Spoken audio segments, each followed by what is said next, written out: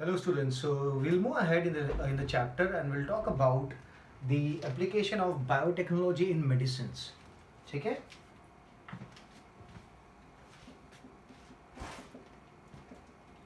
Application of biotechnology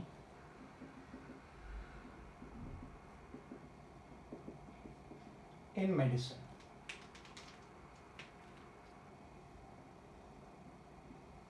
ठीक है? So now in the medicines we'll talk about the therapeutic drugs.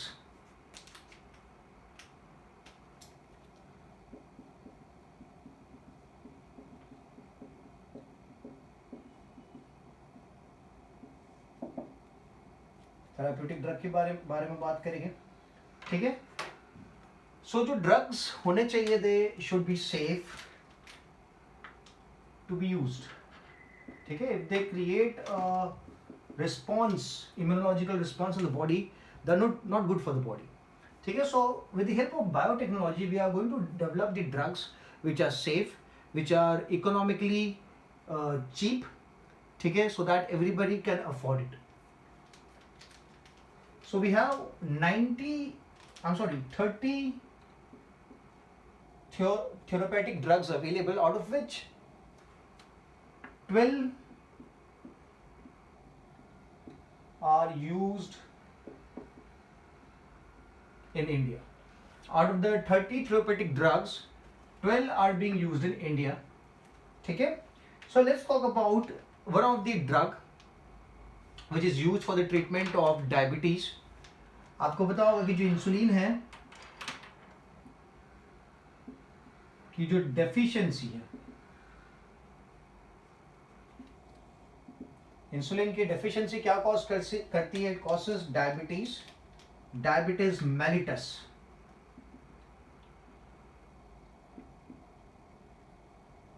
It causes diabetes mellitus. ठीक है? So if I want to cure this diabetes, I need to have a proper amount of insulin in my body. आपको बताओ ना insulin का काम क्या है. Insulin जो जब आप खाना खाते हो तो आपके ब्लड के अंदर शुगर का अमाउंट बढ़ जाता है, because the sugars from the blood, from your digestive system, is taken up by the blood and now it has to be transported or transferred to the cells, so the cells can perform the aerobic respiration. तो जो transportation का काम है from the blood to the cell, that is going to be performed by insulin. But if there is no insulin in the body, the pancreas are defective and there is no insulin, तो जो blood है वो जो insulin blood के अंदर है वो cell के पास नहीं जा पाएगा और सेल उसका एरोबिक रेस्पिरेशन परफॉर्म नहीं कर पाएगा और एनर्जी का प्रोडक्शन नहीं होगा. That means a person who is suffering from diabetes also has low amount of energy because the simple food of the sugar is not delivered to the cell. ठीक है? and that is only possible with the help of what? with the help of insulin. तो मैं यहाँ पे लिख देता हूँ. Let's say ये जो ब्लड वेसल है, after the food the blood vessels are rich in sugar. ठीक है? तो जो सेल्स है,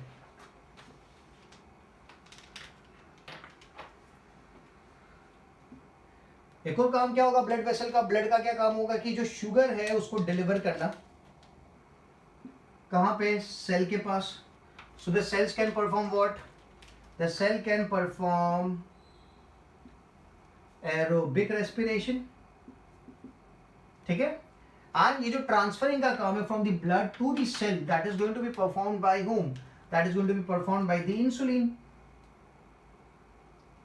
So without the insulin, the sugar is not going to be transferred to the cell. Without the insulin, the amount of sugar would build up in the cell. ठीक है? और sugar जब cell के पास deliver नहीं होगा तो ATP का formation नहीं हो पाएगा. ठीक है? And that causes diabetes mellitus. ठीक है? सो बनाया किस तरीके से इंसुलिन को, उसको समझने से पहले लेट्स टॉक अबाउट अपनी बॉडी में, in our body how is insulin produced. ठीक है? So in the human body, the insulin is produced in the inactive form, that is the pro form. In human body, insulin is produced in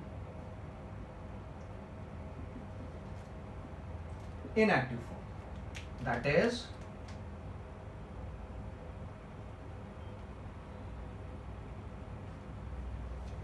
proinsulin. That is proinsulin. In human body, insulin is produced in the inactive form, that is known as the proinsulin. Okay, and this proinsulin consists of three chains of amino acids. It consists of A chain, तीन chain है. It consists of A chain, B chain and C chain. The A chain belonging to the proinsulin is made up of 21 amino acids. कितने amino acids है इसके पास? 21 amino acids है. जो B chain है, the B chain consists of 30 amino acids. And the C chain consists of the same number, that is 30 amino acids. ठीक है, तो जो प्रो इंसुलिन अपनी बॉडी में प्रोड्यूस हो रहा है, इनिशियली जब इंसुलिन प्रोड्यूस होगा वो इनएक्टिव फॉर्म में होता है, आपको याद रखना है. और इनएक्टिव फॉर्म में अपन क्या लगाते हैं? We use the term pro. So it is a pro insulin. So the pro insulin consist of 3 chains, 3 polypeptide chains, A chain, B chain and C chain. A chain के अंदर 21 amino acids है, B chain के अंदर 30 amino acids है and C chain के अंदर भी 30 amino acids है. ठीक है, जब ये प्रो इंसुलिन एक्टिव फॉर्म में कन्वर्ट होता है, okay, when the pro insulin is converted into active form, the C chain is deleted. The C chain is deleted means the active insulin only consists of 2 chains, that is A chain and B chain, and these 2 chains are bound or attached with the help of 3 disulfide linkages. ठीक है, तो मैं इसको रब करके लिखते हैं. Human insulin inactive. ठीक है,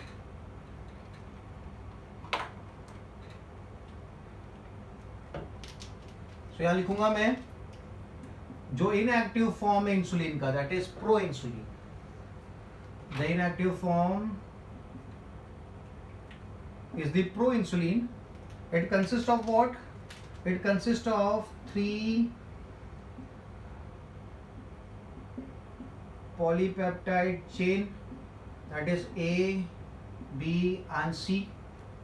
ठीक है, but when the proinsulin is converted into its active form, when the proinsulin is converted into its active form, that is insulin, one of the polypeptide chain is deleted and only 2 polypeptide chains remain.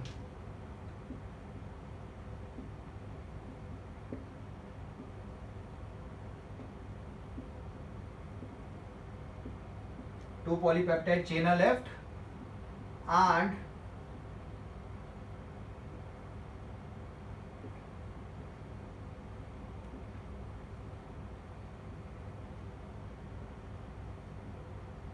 attached by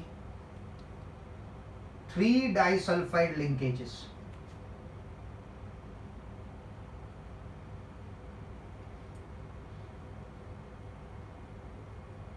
Three disulfide linkages are used for the attachment of the 2 polypeptide chain. ठीक है, तो अपनी body में जब pro insulin, जब insulin का formation होता है तो वो कौन से फॉर्म में होता है?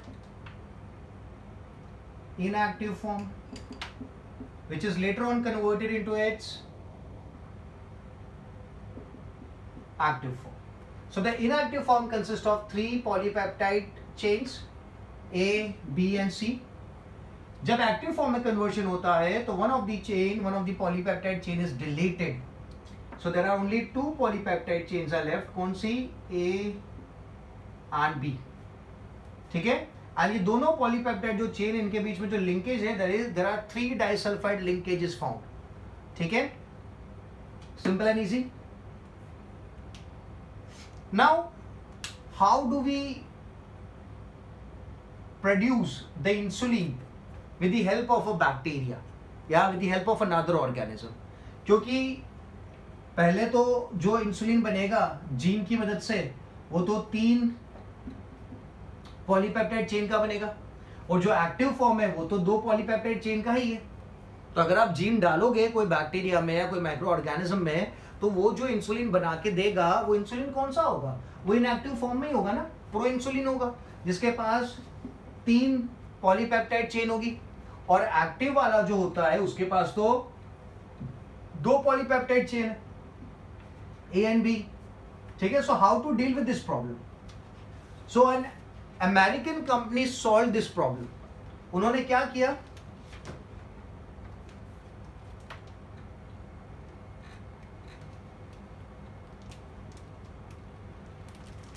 American company solved the problem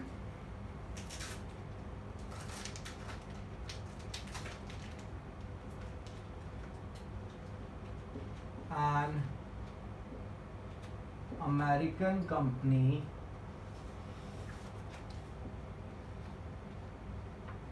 solved the problem by isolating gene for A polypeptide chain, A नाम का जो पॉलीपेप्टाइड चेन था,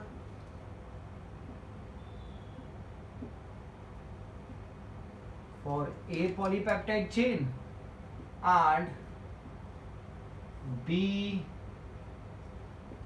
polypeptide chain.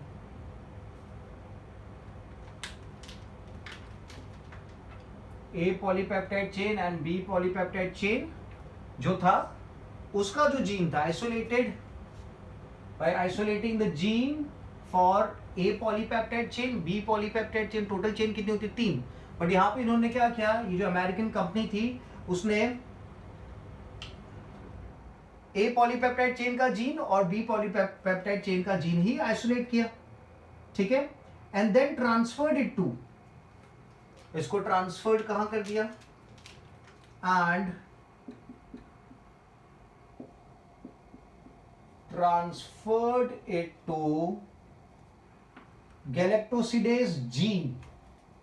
गैलेक्टोसिडेज जीन आपको पता होना चाहिए, लैकोपेरान जो आपने पढ़ा था उसमें गैलेक्टोसिडेज था। ठीक है, transfer to the galactosidase gene. ठीक है, this is a part of lac operon, लिख देता हूं मैं यहां पे।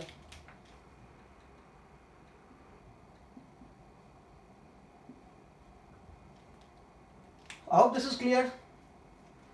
ए पॉलीपेप्टाइड चेन का जीन आइसोलेट कर लिया, बी पॉलीपेप्टाइड चेन का जीन आइसोलेट कर लिया, और फिर ट्रांसफर कहां कर दिया, इट वाज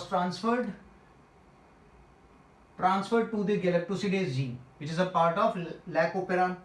ठीक है, अब इसको परफॉर्म करने के लिए, लैकोपेरान को इनिशिएट करने के लिए we used IPTG, that is isopropyl थियोगैलेक्टोसिडेज।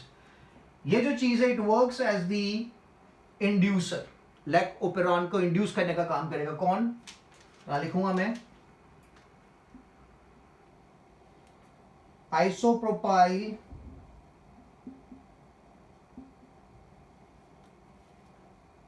थियोगैलेक्टोसिडेज, isopropyl thiogalaictosidase, that is written as IPTG,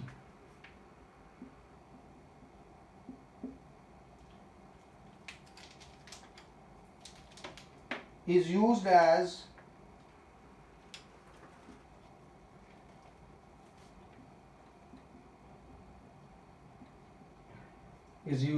inducer for lacopera, inducer for lacopera।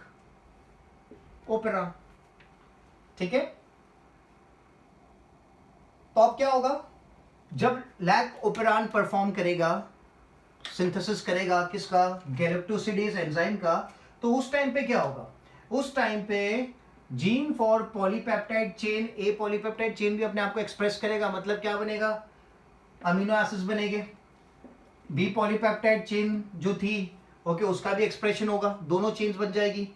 ठीक है, कितने कितने पार्टिकल्स थे, 21 एमिनो एसिड की चेन थी ए, 30 एमिनो एसिड की चेन थी बी। ठीक है, तो ये इनका भी सिंथेसिस होगा। तो उन दोनों चेन को फिर क्या किया जाएगा, इसमें से एक्सट्रैक्ट कर लिया जाएगा। So when lac operon is performed, galactosidase enzyme is produced और the protein is produced. The galactosidase protein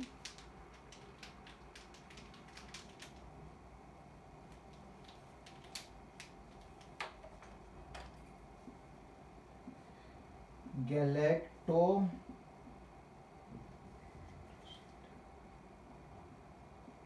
protein with polypeptide chain A, polypeptide chain A and polypeptide chain B is obtained when the lac operon is performed. आप क्या करेंगे, दोनों chain को निकाल लेंगे, extract कर लेंगे and later on they are link together. दोनों चेन मिल गए ना, सी चेन बनाने की जरूरत ही नहीं थी क्योंकि सी चेन कहां पे प्रेजेंट थी, इनएक्टिव वाले फॉर्म में प्रेजेंट थी। तो अभी क्या हो गया, we have got galactoside protein के साथ साथ क्या मिल जाएगा, polypeptide chain A and polypeptide chain B is obtained. तो ये दोनों चेन को एक्सट्रैक्ट कर लिया जाएगा और एक्सट्रैक्ट करके क्या कर दिया जाएगा, लिंक कर दिया जाएगा। ठीक है, समझ में आ गया। तो यहाँ पे क्या किया है, जो जीन था which was making polypeptide chain A and polypeptide chain B, उनको एक्सट्रैक्ट कर लिया और फिर कहाँ पे डाल दिया, लैक ओपेरान में डाल दिया गैलेक्टोसिडेस के साथ। जब लैक ओपेरान परफॉर्म करेगा, इंड्यूसर यूज किया आपने to perform the process, that is isopropyl thiogalactosidase. तो इसकी प्रेजेंस में क्या होगा, लैक ओपेरान काम करने लगेगा, परफॉर्म करेगा। तो जब वो गैलेक्टोसाइड प्रोटीन या गैलेक्टोसिडेस एंजाइम का फॉर्मेशन करेगा, तो उसी के साथ chain A and chain B का भी फॉर्मेशन करेगा। तो अपन क्या करेंगे, दोनों चेन को एक्सट्रैक्ट कर लेंगे और फिर क्या कर देंगे, एक दूसरे के साथ लिंक कर देंगे। क्या लिखेंगे, polypeptide chain A and chain B are extracted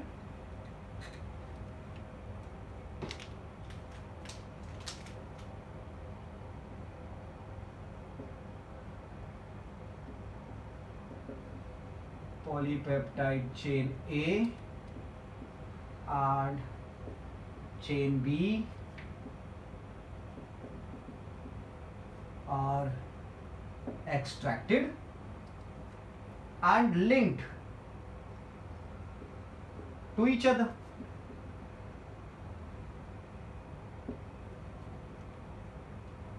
ठीक है, तो अब आपने क्या कर दिया, जो अपनी बॉडी में इंसुलिन बनता था, जिसके पास क्या होता था, पॉलीपेप्टाइड चेन ए होती थी, ठीक है, containing 21 amino acid and polypeptide chain B होती थी कंटेनिंग 30 एमिनो एसिड। ये दोनों बना के आपने लिंक कर दिया, तो ये क्या बन गया, ये एक्टिव इंसुलिन बन गया and link to each other. This results in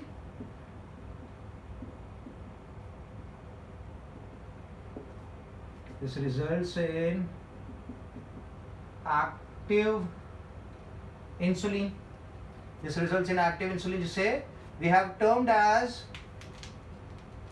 humulin. क्या नाम दिया इसको अपन ने, humulin नाम दे रखा है। ठीक है,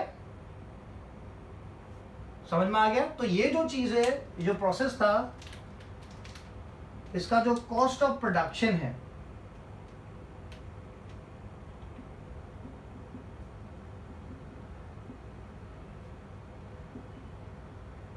इज लो, ठीक है, as well as the effectiveness is high. Effectiveness is high and it is safe. ठीक है, जो तीनों चीजें अपन को चाहिए कि जो कॉस्ट होना चाहिए वो कम होना चाहिए, इफेक्टिवनेस ज्यादा होनी चाहिए और सेफ होना चाहिए। Yes, in the humulin this all three components are present. Initially जब ये टेक्निक डेवलप नहीं हुई थी, उस टाइम पे डायबिटीज का ट्रीटमेंट कैसे किया जाता था, इंसुलिन कहां से एक्सट्रैक्ट किया जाता था, तो it was extracted from the dogs, from buffaloes and even from the pigs.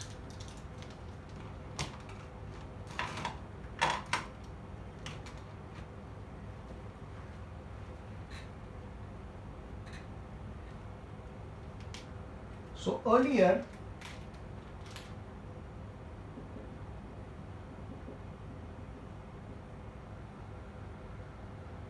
insulin was extracted from dogs, ठीक है, pancreas of dogs,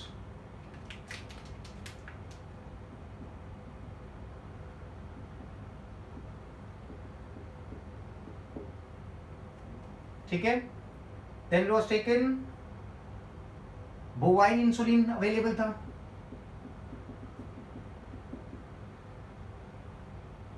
from cow and buffalo, bovine insulin from cow and buffalo, and then there was the porcine insulin from the pig.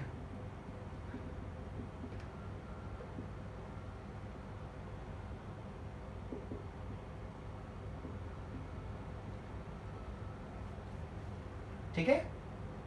Now यहाँ पे जो cost of production था काफी ज्यादा था, because ये दूसरे एनिमल से आपको दूसरे एनिमल्स में बनवाना पड़ता था आपको, ठीक है. So the cost of production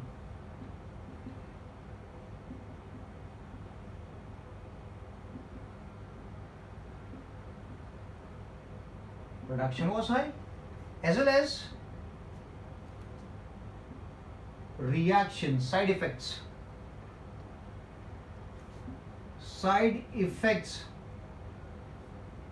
या फिर रिएक्शन काफी ज्यादा आते थे इन 3 केसेस में, कि अगर आप डॉग के पेनक्रियास से निकाल रहे हो इंसुलिन, अगर आप बोवाइन इंसुलिन यूज कर रहे हो फ्रॉम काउ एंड बफेलो, या फिर पोर्सिन इंसुलिन यूज कर रहे हो फ्रॉम द पिग, जो रिएक्शन था, जो साइड इफेक्ट्स थे वो काफी ज्यादा थे, और जो कॉस्ट ऑफ प्रोडक्शन था वो भी काफी ज्यादा था.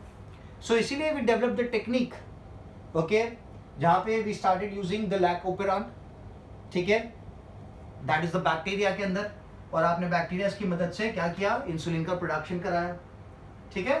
सो this is one of the methods through which we have produced medicine, that is insulin, diabetes को कंट्रोल करने में काम कर रहा है. फिर we have also developed human growth hormone. Human growth hormone का भी प्रोडक्शन किया है. तो यहाँ पे what do we use is we use human growth hormone का जो cDNA जीन है उसको यूज किया जाता है.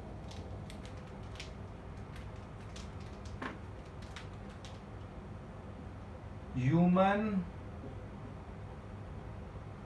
Growth hormone cDNA is copy DNA, C should be small, cDNA gene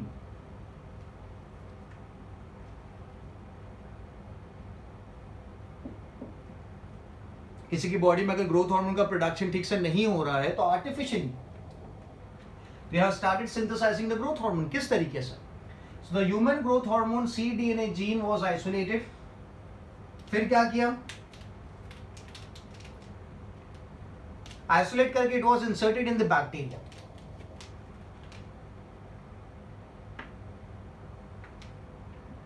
cDNA gene was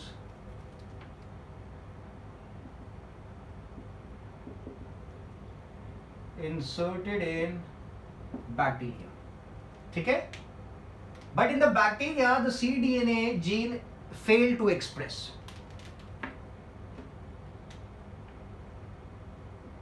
cDNA gene failed to express, वो अपने आप को एक्सप्रेस नहीं कर पाया, ठीक है. The cDNA gene was inserted in the bacteria but it was not able to express itself. तो अब क्या किया, तो cDNA जीन को कट कर दिया with the help of the restriction endonuclease. cDNA gene, copy DNA gene was cut with the help of restriction endonuclease. ठीक है, cDNA gene was cut with the help of restriction endonuclease. और यहां पे cut किस तरीके से लगा, यहां पे ध्यान देना, जो डीएनए का पार्ट था which was containing the starting 24 amino acids जो बनाता है ना, cDNA का पार्ट जो स्टार्टिंग की 24 एमिनो एसिड्स बनाता, उसी पार्ट को कट किया. ठीक है, तो मैं लिखूंगा cDNA gene was cut with the help of restriction endonuclease.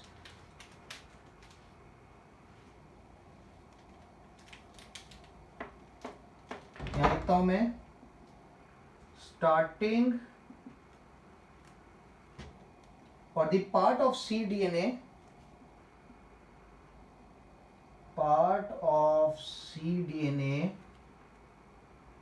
which would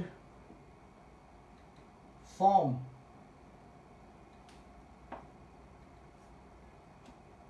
starting 24 amino acid was separated. Part of cDNA which would form the starting 24 amino acid was separated. ठीक है, जो स्टार्टिंग का पार्ट था DNA का, cDNA का, जो starting की 24 amino acids बनाता ना, उसको सेपरेट कर दिया, उसको कट कर दिया रिस्ट्रिक्शन एंजाइम की मदद से. और फिर क्या किया, वहां पे सिंथेटिक डीएनए, उधर क्या लगा दिया अपन ने, सिंथेटिक डीएनए को ऐड कर दिया.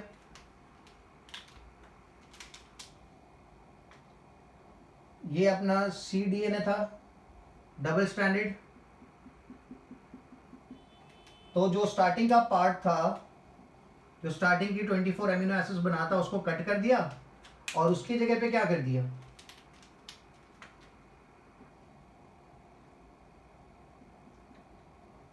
उसकी जगह पे सिंथेटिक डीएनए लगा दिया.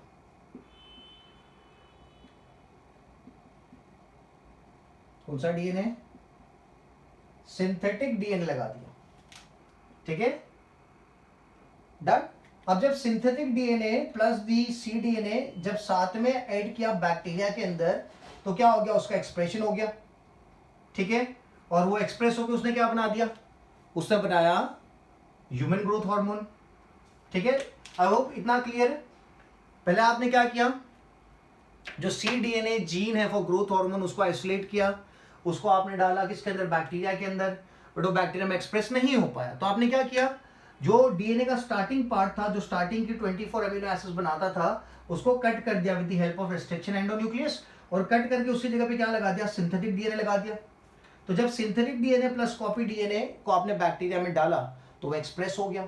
तो मैं लिखूंगा अब यहाँ पे, इतना पार्ट क्लियर है.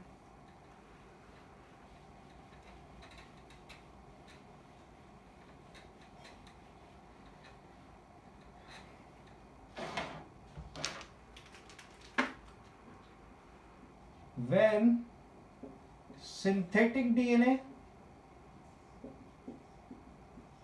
plus cDNA, जो कट हुआ था cDNA, were added to the bacteria,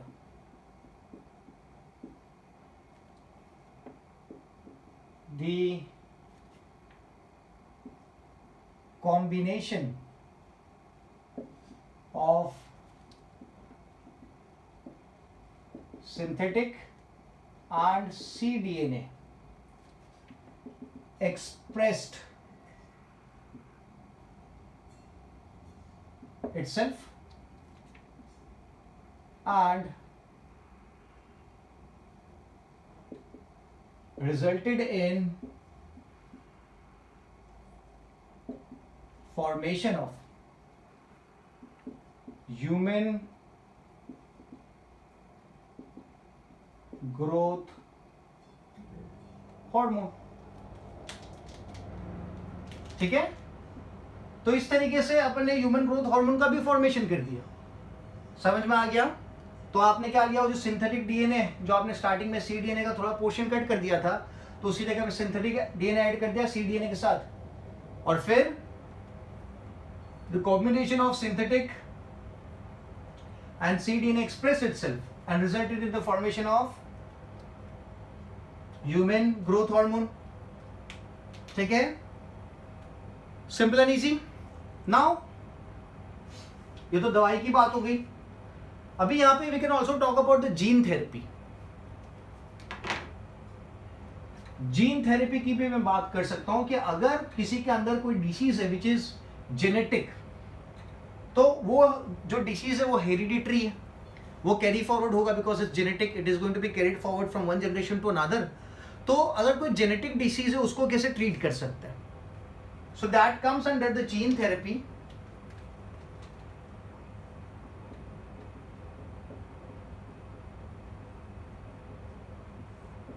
that comes under gene therapy. तो जो हेरिडिटरी डिसीज है, ठीक है, that is because of the defective gene. All the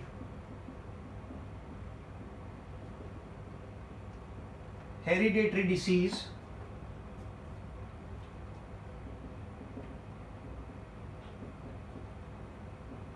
are because of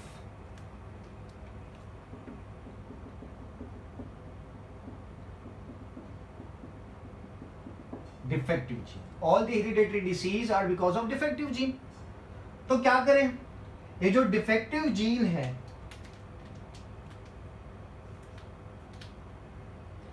उस डिफेक्टिव जीन को क्या कर सकते हैं? आप चेंज कर सकते हो, आप उसको स्वैप कर सकते हो. अगर आपको ये डिसीज ठीक करनी है, you do not want this disease to be carried forward in the new generation, आप इस डिफेक्टिव जीन को क्या कर सकते हो? स्वैपिंग कर सकते हो.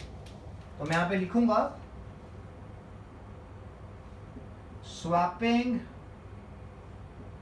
Of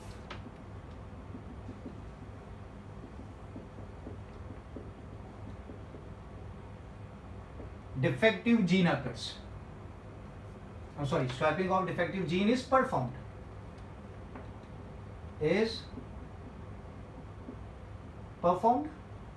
And it can be performed at two levels. It can be performed at the germ cell level.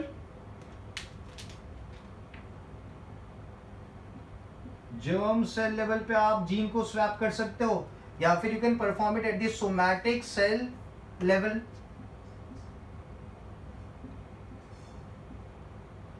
ठीक है, दो लेवल पे आप स्वैपिंग कर सकते हो. Swapping of the defective gene can be performed at the germ cell level या फिर somatic cell level.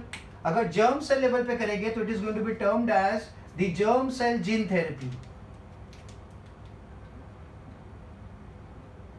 Germ cell gene therapy. ठीक है, या फिर अगर सोमैटिक सेल लेवल पे करेंगे तो it is going to be termed as somatic cell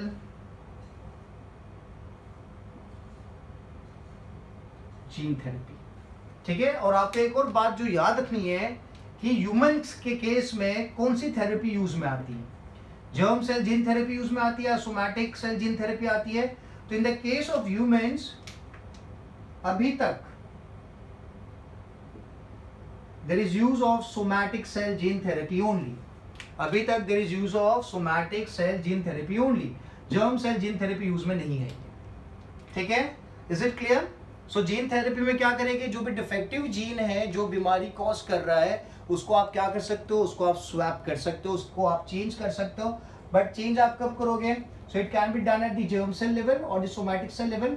germ cell level पे आप करोगे तो it is going to be termed as the germ cell gene therapy, और अगर आप सोमैटिक लेवल पे करोगे तो it is going to be termed as somatic cell gene therapy, and this is possible in the humans. ठीक है, तो एक डिसीज लेते हैं which is a hereditary disease, SCID, severe combined immunodeficiency, जिसमें इम्यून सिस्टम जो होती है काफी वीक हो जाती है. और आपको पता है इम्यून सिस्टम वीक हो गए मतलब कोई भी बैक्टीरिया, सिंपल से सिंपल बैक्टीरिया बॉडी को हार्म कॉज कर सकता है. ठीक है, so that is severe combined immunodeficiency. Severe combined immuno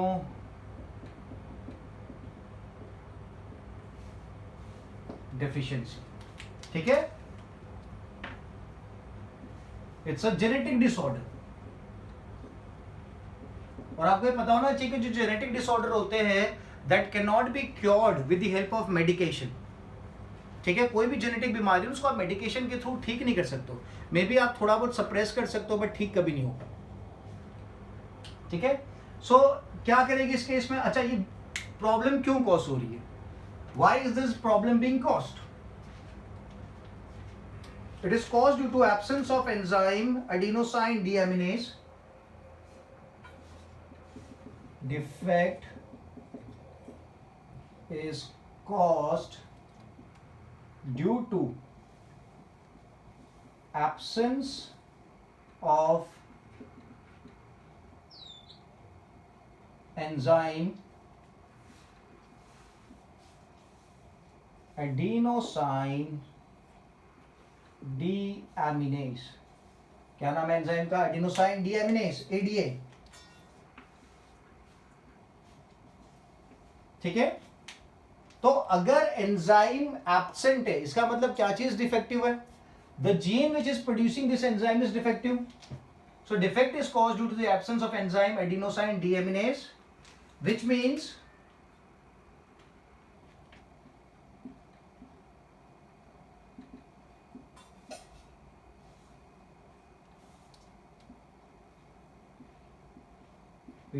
defective ADA,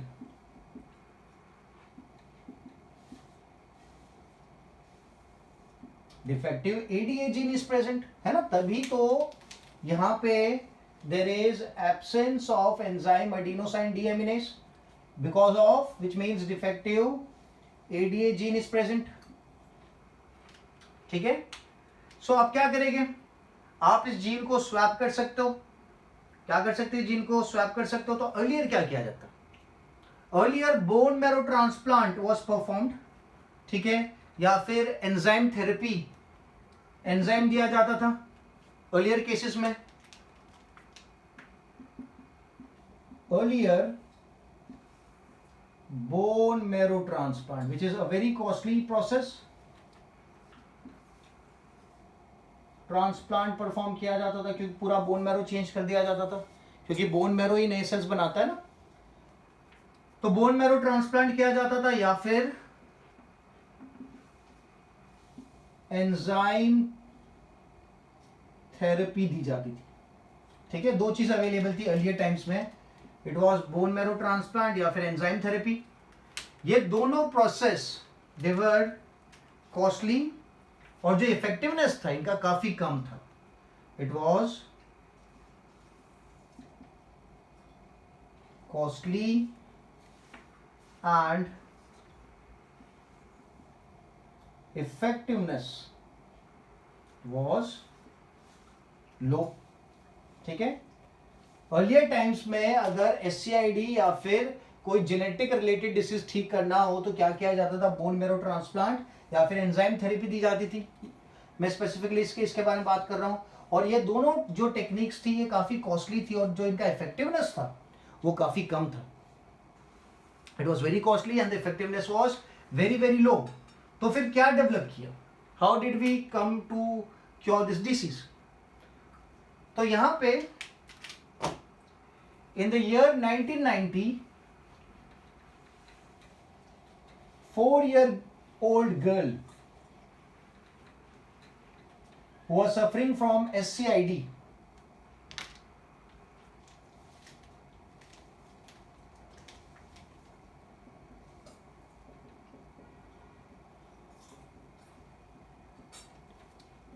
a 4-year-old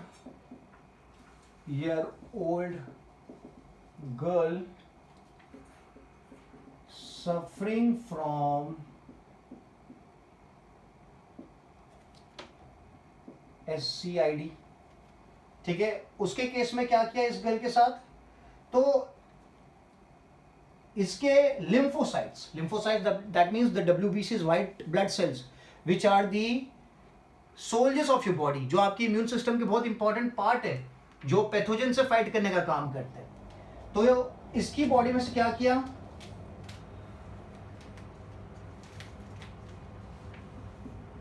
extracted lymphocytes from the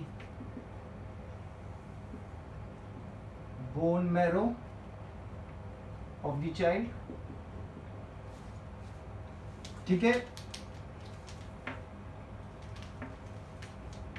extracted lymphocytes from bone marrow of the girl, और फिर उन lymphocytes को क्या किया, उसके अंदर cDNA जीन फॉर ADA, जो ADA का cDNA gene, copy DNA gene was introduced in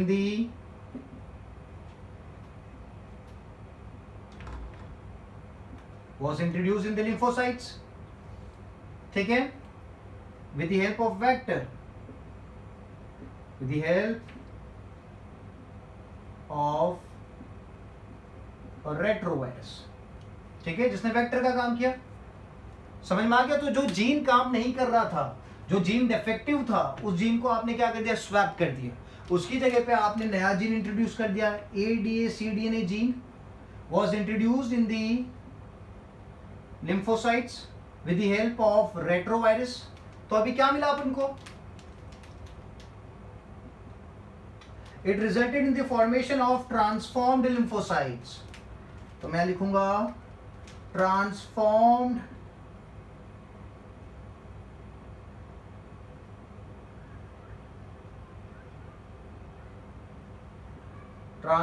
lymphocytes were formed. This resulted in the formation of transformed lymphocytes. ठीक है, और फिर इन ट्रांसफॉर्म्ड lymphocytes का क्या किया, इनको कल्चर किया। क्या किया, the transferred lymphocytes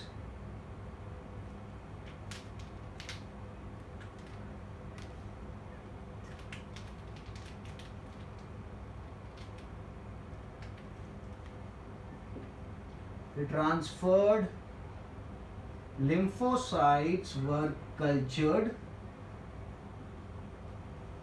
to increase the number,